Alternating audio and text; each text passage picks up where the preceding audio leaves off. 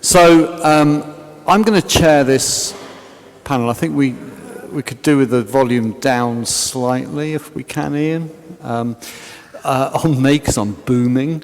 I have a big voice. So I'm Andy Salmon. I'm the one who's been emailing you if you registered. So I'm the Northwest coordinator for HeartEdge, as well as being a vicar in the city centre in Manchester, kind of.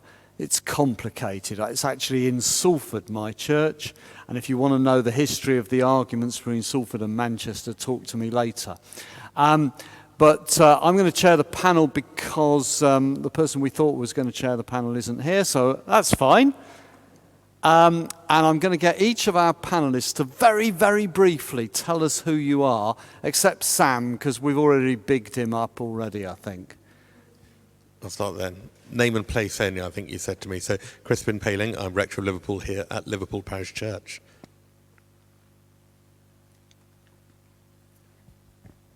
Sister Moira Meeghan, member of the Catholic community, and I work for the Irenaeus project in the Crosby area, but throughout Liverpool. Hi, I'm Sue Say. I'm a part of St Luke in the City, and I am the church warden at St Bride's. Marvellous, thank you. So we thought we would have a discussion really about where we go from here and what we've learnt in the last sort of 18 months. And it seems to me that during the pandemic, there was a lot, earlier on in the pandemic, there was lots of times when we were saying things, I don't know if this is true for you, but certainly for me, we were saying things like, I just hope we're learning something from this. I hope that we don't go back to, and have we just lost all that already? What are the things that you think we have learned and are going to make a difference? Who wants to go with that one? Go on then, Sue. I think probably for me, I look at the way that church has developed because we couldn't go to church. And it suddenly has become something that is way bigger than a building. And I think that we've had to analyse and look very much at how we can move forward. I think some people are thinking, oh, we're just going to go back to the past. But I think some of us are looking and thinking, actually, some of these things that we had to do are worth keeping still and working on, particularly the online stuff, morning prayer that we have. You know, there's a number of things that, you know, people might not watch it at the time live, but are watching it later. So we're realising we're picking up a lot of interest. And that can only be a good thing. I think for me, one of the biggest things, certainly in the Catholic community, is we're here because we want to be here, not because it's an expectation that you have to be or you'll go to hell. None of that. You know, we're here because we want to be here. That's one. And the other is it's sent us kicking and screaming into the 21st century of media, that we are finding new ways of communicating, and I just hope we don't lose that and try and go back to our old ways of working. Should we just keep going, right? Excuse me. I think philosophically, on a sort of grand level, we have, particularly in developed Western societies, we have increasingly believed that we could control nature and manipulate it for our own purposes. And so that sense of bewilderment, disbelief and fury that nature can somehow do something that is beyond the control of everyone, even the wealthy. You know, I think there was so much early in the pandemic about a disbelief that a person with means and resources couldn't take a plane to somewhere to get out of this and leave the rest to deal with it. And there was nowhere to go. And so I think it's been the first thing I would say is it's been a humbling experience for the whole world that our mastery of the created environment is not as great as we thought it was. And obviously the significance of that for the climate emergency is great. I think the second thing to say has been a certain reversal of hierarchy.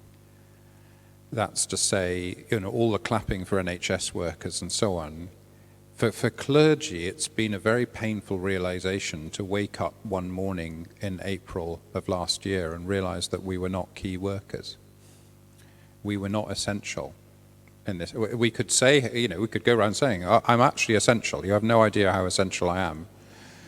But you don't get to decide whether you're essential. Other people decide that, and we weren't. And I think that's a real step of humility for clergy to recognize we don't fit into that sense of being a nurse in an emergency ward. I'm afraid we're not in that category. We may still have worthwhile things to do, but we're not in that place in the public imagination. And then I think the third thing would be, and I'm not going to talk about the congregational stuff because I think that's already been mentioned, so I don't want to duplicate what's already been said very well. But the third thing I think is something about solidarity and the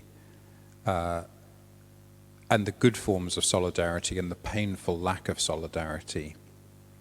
So if there was a fall, as in Adam and Eve eating the apple, it was Barnard Castle. The degree of fury from practically the whole nation on the Cummings household.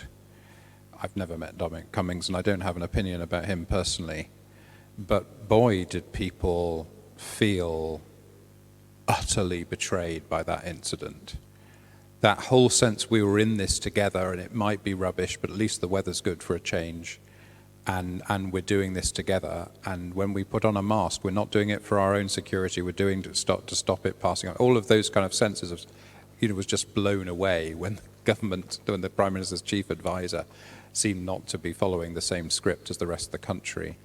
And so that was, to me, that was both affirmed the significance of the solidarity we discovered to a greater extent than any other time in my lifetime.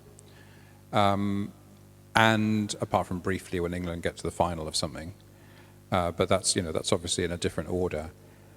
But also the painful lack of solidarity, and I think as things have gone on through the pandemic, that solidarity has gradually been broken down to the extent that it's been largely now dismantled.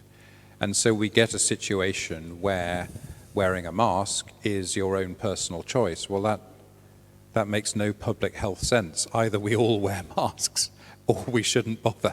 It doesn't, that sense, because that goes back to the idea that you wear a mask to protect yourself, which was never supposed to be the point in the first place. So do you see what I mean? We've now, that period of solidarity, that war spirit that existed in the first 6 weeks, I think has now been dismantled. And I think it's just a sign that, in the face of crisis, we can hold together. But that Cummings stuff, I think, showed us something really painful about what happens when solidarity disintegrates. Thanks. I'm going to disagree with you a little bit on one of your points, which is, I agree with you entirely that the clergy sort of self-obsession that plays out on social media that balloon has been burst a little bit. We weren't that important as individuals. What did change in the pandemic was institutions around us seeing that they needed us a little bit for a variety of reasons. I think for the last, perhaps since the last war, churches have gone round talking, trying to engage with institutions because, to be honest, we needed them. We needed them to validate us and to give us a position in society. What happened in the pandemic was the other way around, that institutions found they needed us a little bit more. Maybe not individual clergy, but I spent a lot of the pandemic sitting on local authority committees and resilience forum and that sort of thing. I was very popular suddenly for that sort of thing, and that's because the local authorities realised that to reach into communities, they needed a route in, and that faith communities were one of the best routes in. Perhaps less so with Christians, but certainly so with some other faith communities. Even so, during the pandemic, there was a point, I served on the sexily titled death management body for the county, and there was a point when people were not having funerals because they thought that by Easter it would all be over and they could have the big horse-drawn bonanza they wanted. But we needed to do something because there wasn't mortuary space, and the voices which were identified as trusted in our communities were clergy, bizarrely to my mind, but clergy, there we go, and doctors. And so we played on that. We did a lot of video comms around that using the bishop and the archbishop. But then as we went on, and local authorities needed to get messages out into the most difficult to reach communities. They needed places to go to set up testing or vaccination centres. It was the faith communities they came to. So I agree with you entirely about clergy getting carried away with their own self-importance, but actually that level of need was reversed. They needed us more than we needed them at that moment. Okay. Thank you. So, just drawing out a little bit more, I wonder, well, in all of this, who are the winners and losers? Who has profited from COVID, and who has lost out from COVID? Wonder what our thoughts are on that. I think from my experience, people who in the past have been isolated at home for other reasons are now feeling more included, because I think, when Sue's talking about morning prayer online and various activities, all sorts of activities, they're now accessible to people who, for whatever reason, can't get to a church building on that level. I also think that, certainly in my experience, there is a more conscious awareness of the needs of our communities, of the needs of people who may not necessarily be with us in the building, but as Sam was saying, we go out to, we are called to, the gospel calls us. I certainly think there is more of an awareness if we look at the homeless and how suddenly the homeless were all given somewhere to live. Why don't we do that all the time? I know there are other reasons people choose not to go into shelters, but suddenly everybody's got somewhere to live. And that's, I suppose, going back to, we don't want to lose that. Okay, I find this quite a difficult question, because my obvious one is going to be, obviously the winners were members of the government and their friends and their, politically, that's the answer to that one, isn't it? But putting that aside, I'm finding it difficult to find winners, because a lot of the people that I know have lost somebody that they really cared about. They've lost mothers, and they've lost, sisters, and they've lost brothers and dads, and, and this is not a whole load of old people. This is, my daughter who's 23, her friend from school has lost her mother. So her mother's like 2 years younger than me. No health conditions. So I'm finding it very difficult to find winners. I do agree with you. I think the isolated people in communities has been something that the internet has really kind of been able to use. But I don't know how we can move forward in such what I see as quite a fractured situation. We've got an opportunity here of planning and moving forward and answering the questions that I asked earlier on and looking at inclusion in a different way. We've got an opportunity now to go, okay, this awful thing has happened, it's affected everybody, but now is the time to look for something positive to come out of it. I don't see it right now, but I would like to think that people will go, okay, life is fragile. Let's have a look now at how we can bring communities together, how we can use churches to bring communities together. Because when I was a child, that's what the church was. The church wasn't just about the Christians that went and prayed once on a Sunday. It was about the brownies, the guides, the cubs, the supporting the single mothers group, the Alcoholics Anonymous. It was about everything, bringing that community together and healing the community. So I would say not many winners, but we have got an opportunity to move things forward.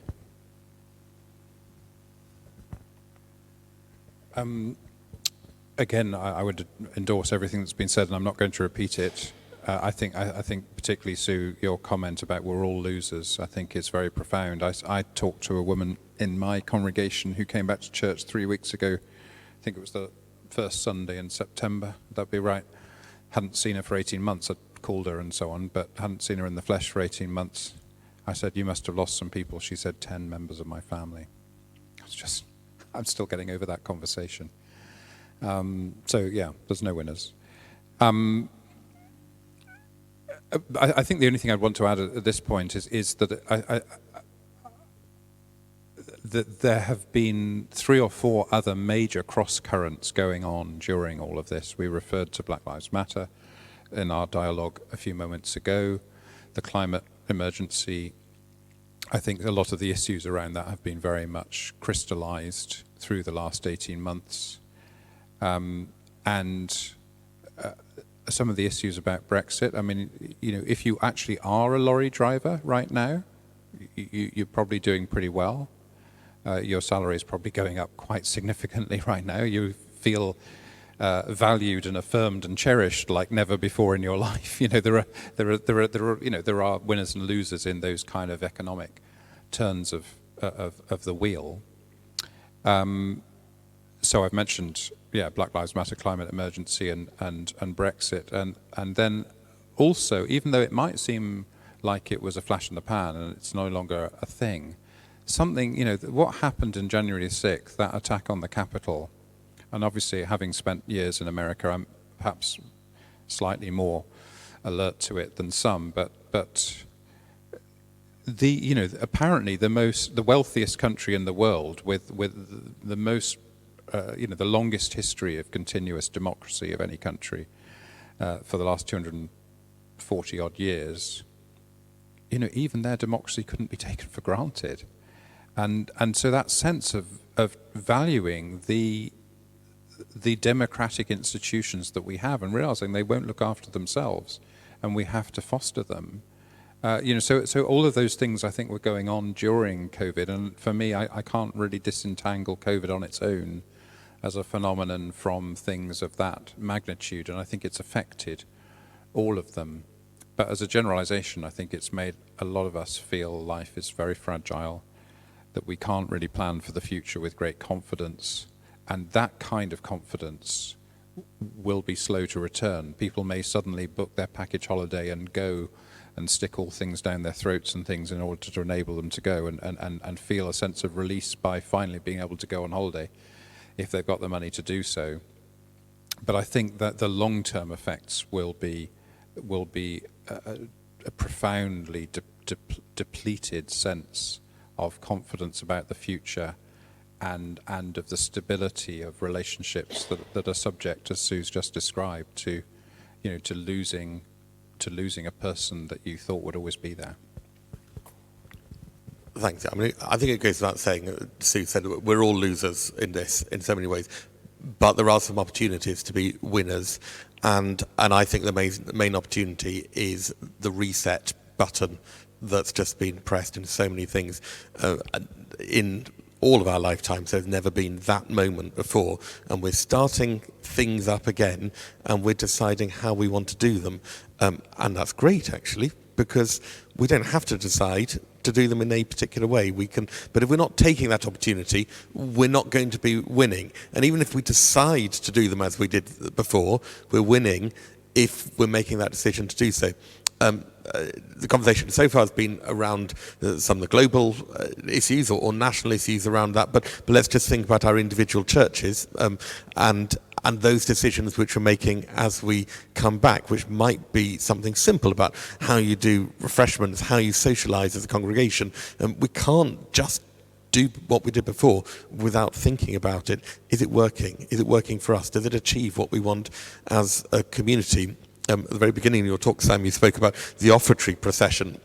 Here, we've had a change there. We're still bringing the bread and wine forward, but we're not bringing the money forward because we're not doing the collection there, because that was our reset moment to say, that's partly my feeling, that actually the offertory has a symbolism of transaction about it sometimes, when you bring the money forward and then you get communion in return coming down, this sort of traffic that goes down the middle. So we stopped that. So we're now doing our collection at another point in the service. May not be the same in your community, you may not have the same feelings or the same needs, but this was our moment. So on a very micro, local scale, we're winners if we're taking this opportunity to say, that's not what I want to do in the future.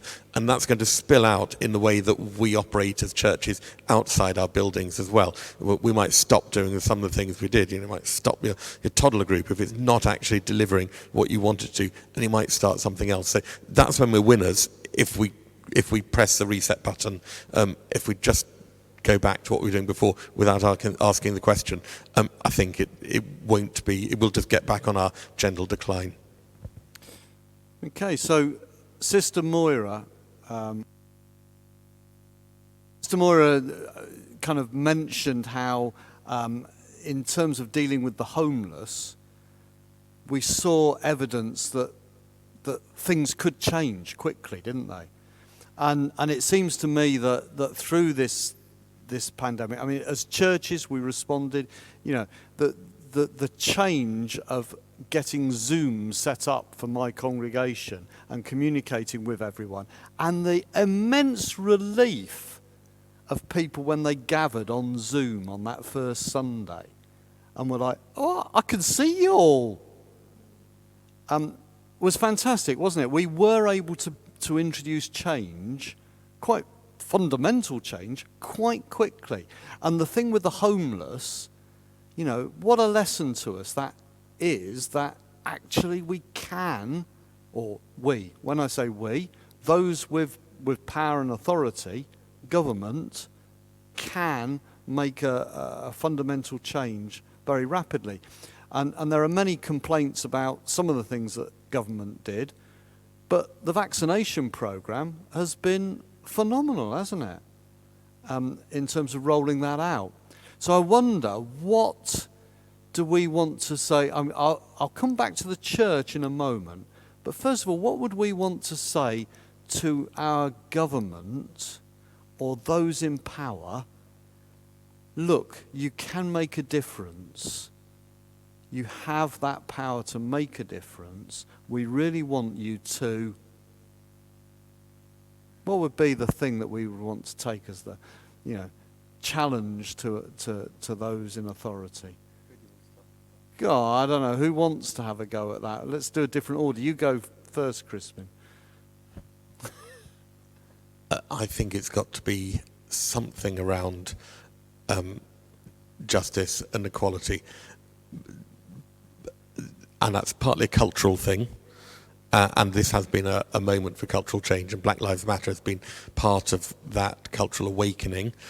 My fear on that is that the headlines move on and people move on to the next thing, and I think that is a very real thing. How do we keep an issue live? And what I'd want to say to the government is, if we've had all this resetting of turning upside down society, the hierarchy, the key workers being valued, clergy not, we've had Black Lives Matter, we've had climate change, all of this has come, I'd be saying to the government, well, now we need to embed this.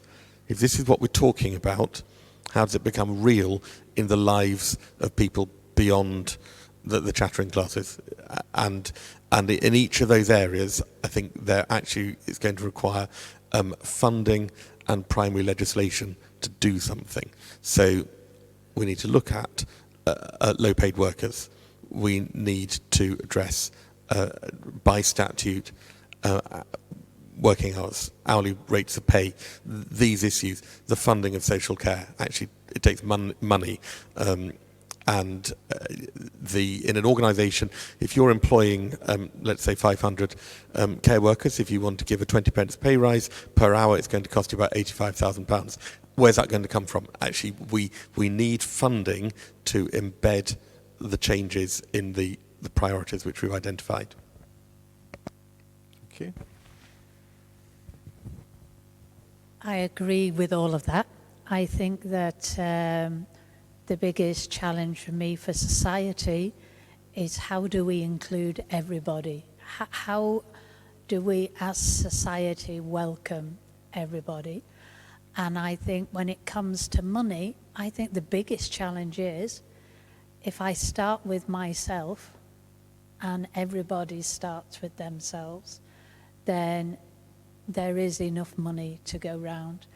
And I've noticed, when we start talking about, well, we're going to have higher taxes and we're going to have this, certainly psychologically, how does that affect me? Am I willing to give up part of my finances? And I think it's a challenge for all of us. And yes, we have to challenge government, knowing that we influence government, starting with myself and as a ripple through society. And we can speak out, and we as church can speak out. But there's always that thing in the distance with its buildings and its beautiful places and the wealth of church. Okay, some of it tied up in buildings. What example do we give? Are we out there in society with those who aren't included ourselves? And the challenge to government is to say, we need to do it. I really don't like this question, because you said, what should we say to government? My words would be resign. Resign. I don't want to make this political, but they've just lied so many times. I have no faith in them whatsoever. They're not going to charge us national insurance, but they are. They need to do that, yet they can spend all that money on a new Trident programme. No, sorry, I can't. I don't have anything to say constructive about this particular question. I think that there are so many things wrong. Yes, they did. They put everybody who was homeless in accommodation, and the second we were out of lockdown, they chucked them out. So I'm sorry, I don't really have anything constructive to say for this question. I'm sorry. Just continuing with the putting everyone in accommodation, I don't want to sound cynical, but slightly inspired by Sue. They didn't do that because they cared about homeless people. They did that because they thought homeless people were going to be the super spreaders of the virus. Let's not kid ourselves that this was done out of charity. But having said that, I think that points to something. Well, again, let's say this is something that should be at the heart of a conservative imagination. I mean that conservative with a big C, which is how can you make it worth people's while? And I think the big issue on this is going to be the climate. The easy thing is setting the targets. The difficult thing is realizing, hang on, 6 months have just gone by and we've done nothing. And the targets getting closer all the time. And clearly, if we haven't made major changes by 2030, the 2040s are not going to be a picnic. I find myself in the last few days, I guess, starting to think liturgically about the rest of this year. That phrase that's used, is it the Camina prayer, is it? For when you go home, remember us and say, for your tomorrow we gave ours today. You almost want to go like this when you hear it, with that sort of shaking hand. And we'll all in our different ways on November the 11th or the Sunday nearest, which I think is the 14th this year, recognise that people laid down their lives so that we could have freedom. Our generation, the generation pretty much all represented by the people here today, are going to have to say, for your tomorrow, we gave our today. We're going to have to do that, but not by killing Germans this time. Maybe that was easier to kill Germans, or Japanese, I think, in the case of those particular words that I quoted. We're going to have to do it by transforming our lifestyles. And the reason I say this should be at the heart of the conservative imagination is somebody's going to be making a packet of money out of this. And it's going to be the people that diversified now they maybe diversified into wind farms 10 years ago, and whatever it is that it's good, people are going to be making money of, we're all going to have to refit our homes with. I don't know enough about it, to be honest, to say what we're going to have to refit our homes with. But there's going to be something, and someone out there is going to be manufacturing it. And the wise money would say, start manufacturing it now and get good at it. So you've done the first few versions of it so that when we all find ourselves buying it, it's cheaper and better, like manufacturing industry has always been. I don't know what those things are, but you'd think that the job of the Conservative government today would be to create jobs for a lot of people, making things we're all going to need to make these adaptations PDQ. So that seems to me, I mean, we've talked about a lot of the winners and losers from COVID, but for me, the biggest single thing is that we went into COVID realizing there was a climate issue, and we've come out of it with it being absolutely the top of the agenda. And I think this autumn is important for this country because we're hosting the COP26 conference, and we have Boris Johnson going to America and telling them to grow up, which was one of the most extraordinary incidents many of us have ever seen. Right. Yeah, fantastic. I mean, it does seem to me that climate change has rocketed up the agenda, and it is something that we have got to do something about. I mean, maybe that's something that we might need to think about with our churches as well, although I do think that it's much bigger than anything that we as individuals or as small churches can do. Let's think for a moment, what next for the church? Having discussed all this, what are the things? Let's put a number. Let's ask you each for three things. That's three things. Three things that you think from now on that we've learned from all this, what we as a church are going to do. You can do two if you can only think of two, but let's try and... You haven't been first yet. Okay. Well, I think this point has already been mentioned, but I get to go first, so I get to grab the low-hanging fruit, I suppose.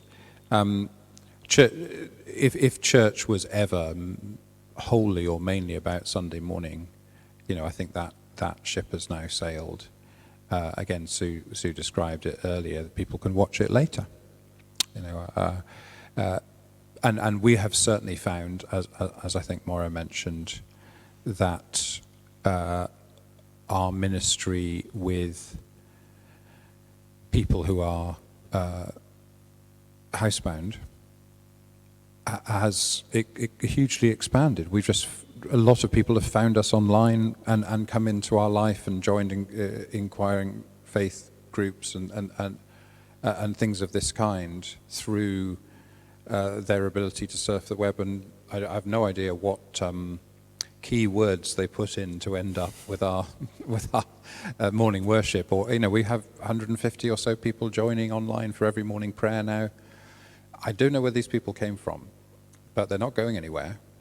And they've changed the nature of our community, and it's very interesting to see the reactions of some of the people who've been part of our community for a long time, who aren't at all sure they want all these new people. I suppose that's the nature of people who've been part of churches, to say, I'm not sure we want all these new people.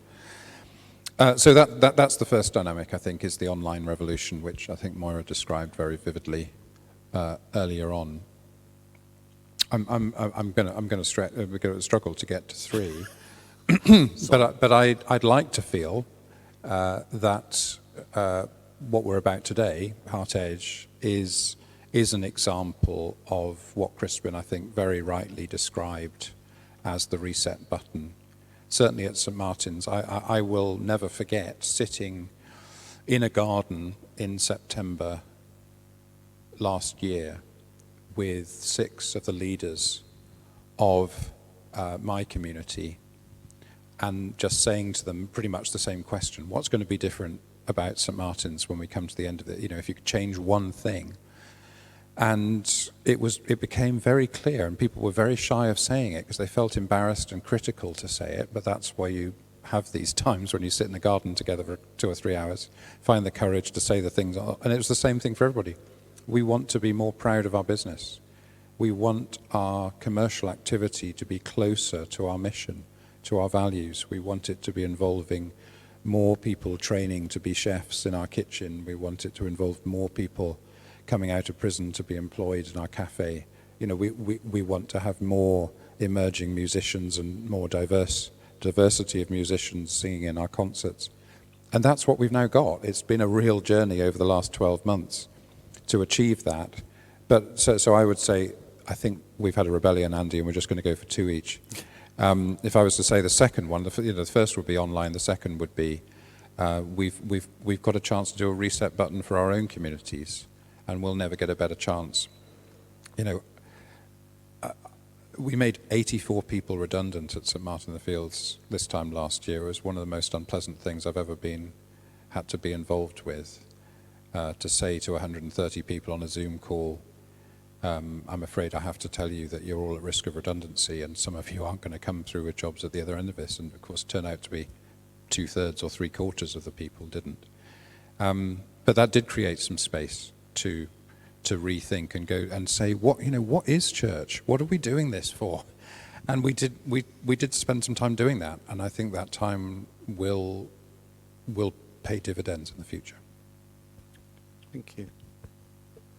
I think picking up on that, I still have a memory in my mind of the last time we were together as church in the church community I belong to. And I remember the priest saying, I'm not sure we'll be here next week. And it was like this cloud came down on the atmosphere. It was like somebody had died. And we were just singing the final hymn. And I personally nearly burst into tears because I thought, no, we can't do this. Church can't end. And that image has stayed with me. And I think now for us, the challenge is, how do we rebuild community? How do we not only rebuild community in a new way, but also to identify what we call community? I remember in a master's I did on evangelization, and one of the issues, as Sue was saying, church used to be the scouts, the cubs, the guides, the parish dances, and you all went to the church, whatever church you belonged to, and everything happened. For young people today, their community is the gaming community. It's the community at school. It's the community they may belong to on Facebook. It's their Twitter community. We as church have to identify our communities and how to rebuild that. I've been on a church community prayer group where we've had people from America, New Zealand, who for some reason have found us and are on it. How do we work with those communities, as well as how do we rebuild in some way or renew our own face-to-face communities?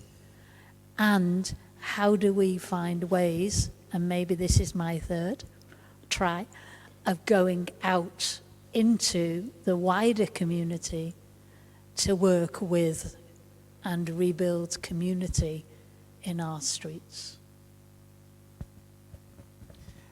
Yeah, I wish you hadn't done that last one, but okay. Here we go. I think for me, we have a team parish, so we have 3 churches, and I think over the COVID situation, you were suddenly made aware of that. Because when you have 3 venues, it's not quite as easy. It's like one church. Oh, well, we're not going to the church. We had 3 churches that we weren't going to.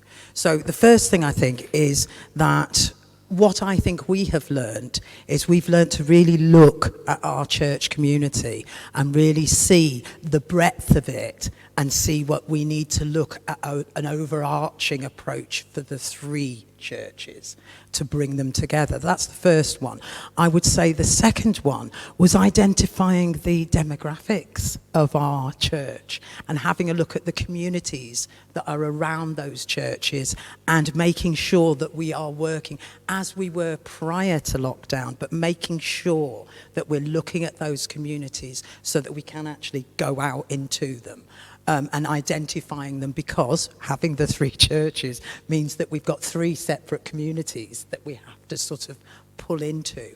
And also the unity between those three churches, that's another thing that has been moved towards. It was already be done in before, but we are returning to remembering that we are a team parish and bringing us all together with those similarities and those differences and respecting them and moving forward in them. Brilliant. And you did 3. There you go, Crispin.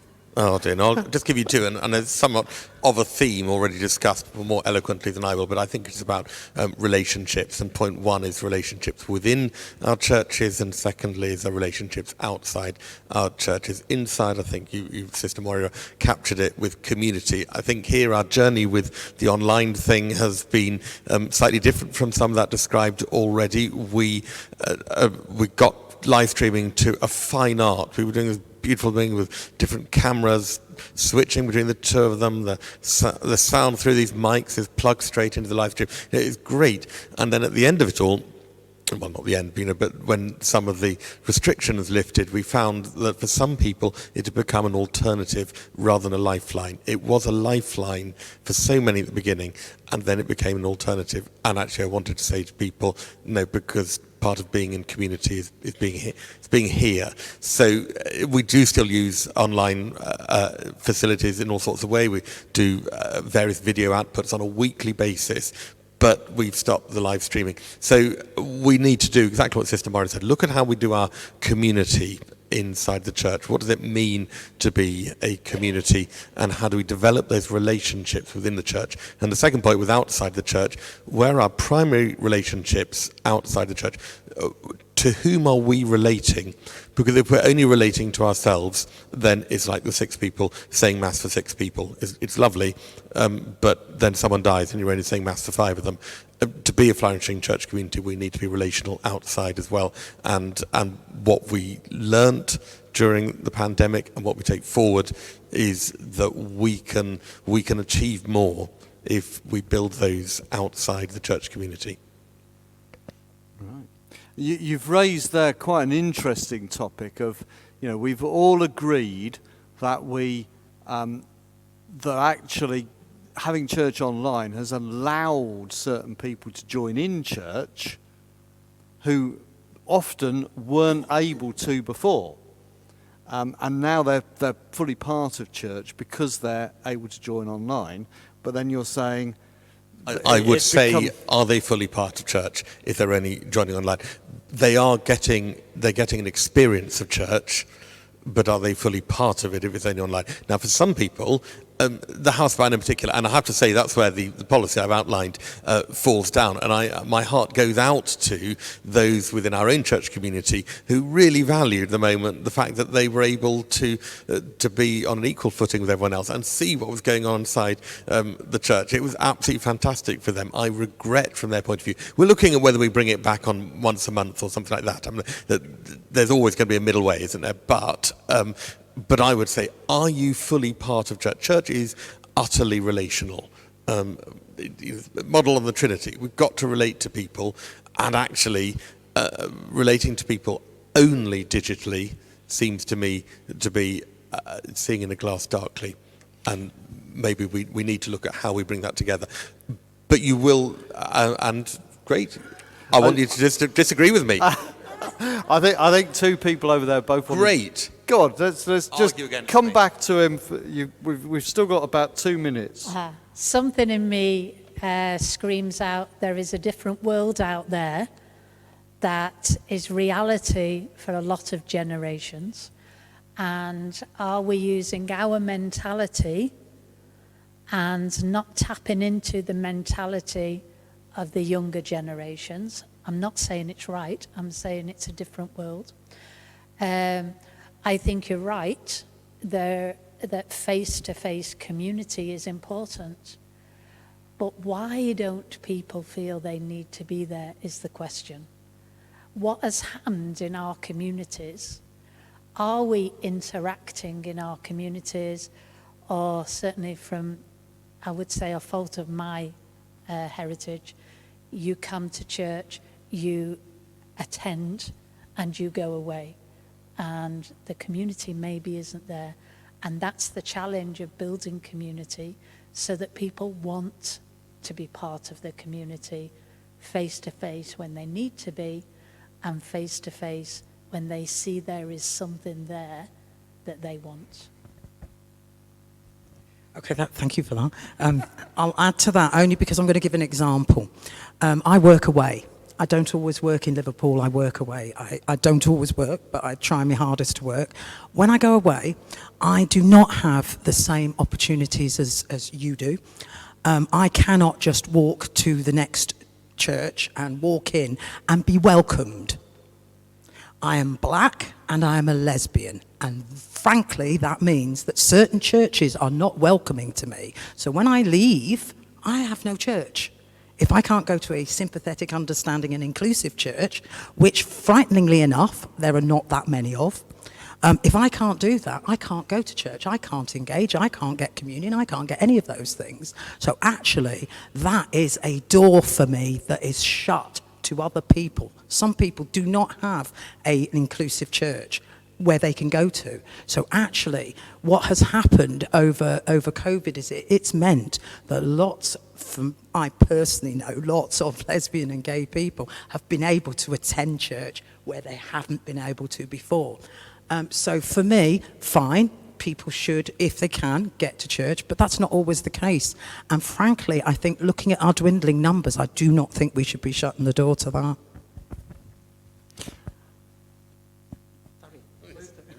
That was it. Yeah, no, that's fine. I think we're at our time now anyway, but this discussion will go on. I mean, I think one of the things that as churches we're going to be wrestling with quite a lot over the next couple of years is how we engage, how we bring people back into our buildings who we've lost. Because I don't know about you, but there's quite a few people at our church who haven't been back to a service yet.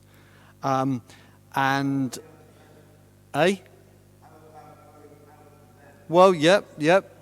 I'm not saying I don't, but I mean it's going to be an ongoing question, isn't it? How do we? Oh.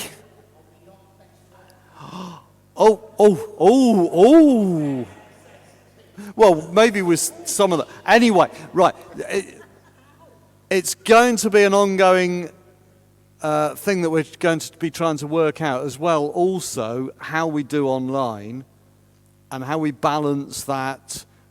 Some churches have completely gone down live streaming route and have got all the tech.